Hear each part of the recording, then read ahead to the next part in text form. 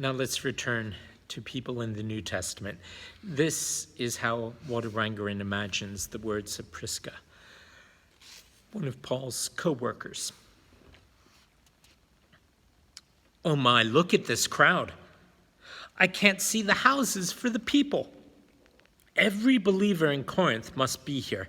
Did Paul do this? Is this truly his doing?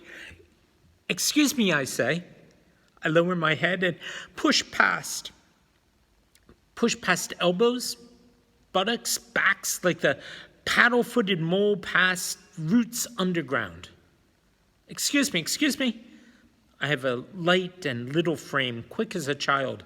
Excuse me, I'm looking for Paul. Less than half of these people are familiar to me.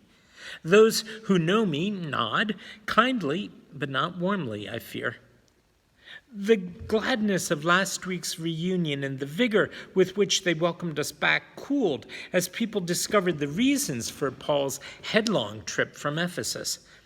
Corinth likes its new apostles very much. What they preach, yes, and what they do flatters Corinthian tendencies, but Paul calls them super apostles with an unsmiling scorn. Beside me, a big man growls, inside. His body smells of sweat so sour it raises the roots of my hair. What? Inside, he growls. Paul's inside.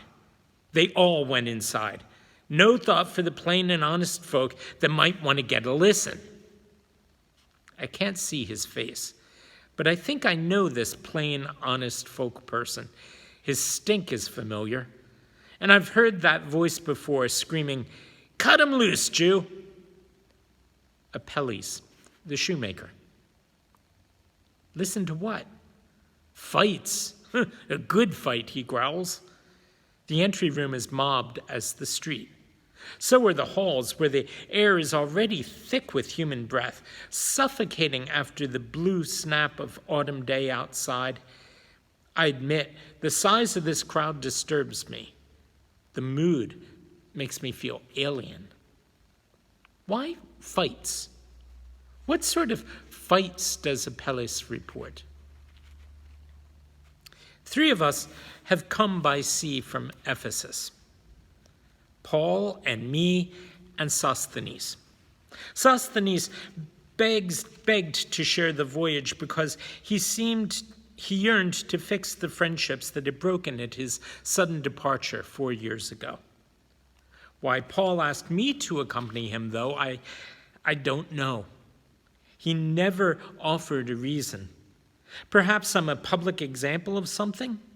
He does that sort of thing. Or perhaps my gentler nature and my love for the believers here was supposed to tenderize Paul's purposes. He said, Prisca, come with us. He said, when Corinth told Timothy I should leave them alone, I had no choice. This time, I have to go in person to purge the church. If his purging the church meant that he might wound a soul or two, then maybe I'm the balm. As soon as we landed at Cenchreae, Sosthenes walked west by himself to Corinth. Paul went to work right there in the port village. We accepted an invitation from my good and gracious friend Phoebe to stay the night with her. She had servants prepare a large meal. She sent servants through the village to bring believers back for food and for talk. She produced a small congregation. Paul didn't eat. Instead, he questioned the people intensively about these arrogant super apostles. What did they teach? What did they do? Where did they come from? What sort of lives did they lead? That, I soon discovered, would be his pattern every day of our sojourn here, even to yesterday. We visited all the houses in the Corinthian region where believers gathered to worship, all the houses but one. At the house of Titius Justus, I experienced 2 distinct pleasures. This is the building that shares its wall with the Jewish synagogue. Sosthenes had never set foot inside it. He'd thrown bricks at it instead. But there he was, roundish body, flipper-like arms, that tightly knotted hair, and all his face aflame with gladness and with family feeling.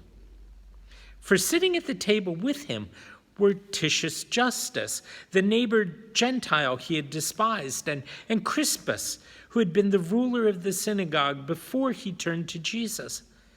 Now all three sat in the union of the Holy Spirit, grinning. That pleased me more than I can say. As did the other thing, that privately I heard my own voice ringing through the rooms. I heard in memory the first praying I ever did out loud, the first prophesying I ever did in public. For this is the place where the Spirit moved me to speak. This is the cradle of my baby ministry. So then, all four of us shared in the wordless pleasure and sweet communion until Paul arrived, until Paul began to pace the room and to drill both Justus and Crispus with questions concerning the super apostles. That changed the atmosphere. We got down to business, as it were, and no one smiled after that. In fact, for 7 days now, Paul has been doing nothing but business. I myself have taken time to walk the city, revisiting the places Aquila and I once knew together, where we lived, where we worked. 2 days ago, I grew so reflective that Paul noticed and interpreted my mood for me. He said I was feeling the sting of the world. I said no, it was rather the pangs of nostalgia. But he said that even sweet stings can poison the blood, and that I should be careful of too much attachment. Has this man never smiled at a sunset? Would it crack him to quit a single day? He planned first to learn as much as he could about the situation in Corinth, first to take the measure of the interlopers, apostles who declared they were better than he, and then to gather the entire church together in one place, there to declare pronouncements for change. Only our house in Corinth is spacious enough to accommodate the whole church at once. Gaius's house at the foot of the Acrocorinth. Yesterday morning, Paul and I went there seeking permission to use his rooms. This time, Paul didn't have to initiate the questions. Word had spread. Gaius knew what Paul was doing, and he offered his thoughts unbidden.